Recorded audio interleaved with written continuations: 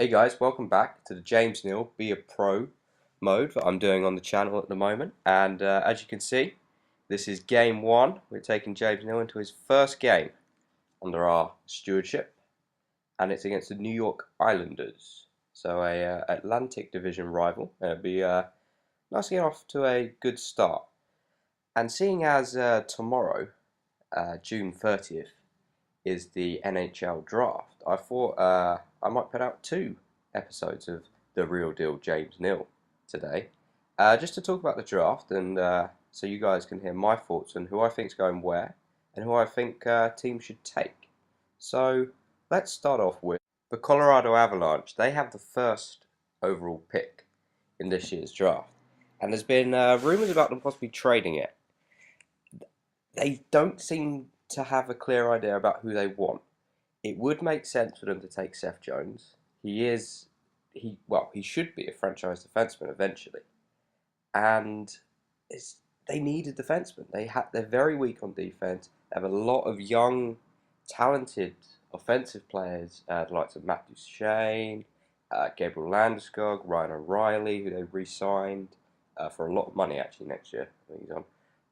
They got Paul Stastny as well. I wouldn't be surprised if they tried to move Paul Stastny, to be honest. He hasn't turned out, in recent years anyway, as good as they were probably hoping him to be. Although it would make sense for them to take Seth Jones first overall, there's that nagging feeling that can you really pass up on a player like Nathan MacKinnon? He's just so good. It is going to be a hard one for Joe Sakic and the guys there. In my personal opinion, I think they should take Seth Jones. But if you're looking at it from a short-term perspective, say in the next three years, say 3-4 years, Nathan MacKinnon, I reckon, will come into the league and perform really, really well. He will come in and he will get, I don't know, first year 50, second year 65, third year 70 points. And that's the kind of player, he could turn into that kind of John Tavares kind of player where he just keeps getting better and better, and people really start talking about him in contention for like MVP, and really just backboning a team to the playoffs like John Tavares has done this year with the New York Islanders. But for the long term, I think Seth Jones is a better prospect. These kind of defensemen don't come around very often, and if you look at the draft, who's the last real defenseman who's come in and made an immediate impact? You know, we saw Adam Larson taking number 4, and he played a bit, but he didn't really play much in the playoffs when they got there. Victor Hedman, he was taken second overall behind John Tavares, I believe. And it's a hard one. I really wouldn't want to be in Joe Sakic's shoes right now, because whatever way they go, they are going to be criticised for it. Because Seth Jones, he's got the links to Denver. It makes perfect sense. So I really think they should take Seth Jones. I don't see why they wouldn't, unless they're really worried about the criticism they're going to get in a few years following the draft because of how well Nathan MacKinnon is doing at, well, the Florida Panthers. We assume he would be taken second overall if Seth Jones went number 1. The Florida Panthers, on the other hand, must be absolutely rubbing their hands together, because they are going to get, at number 2, a fantastic player. In recent drafts, the recent drafts have been okay. They haven't been amazing. We haven't seen players come in and make that amazing impact straight away. But if the Florida Panthers could snag Nathan MacKinnon at number 2 or Seth Jones at number 2, it addresses the needs that they have.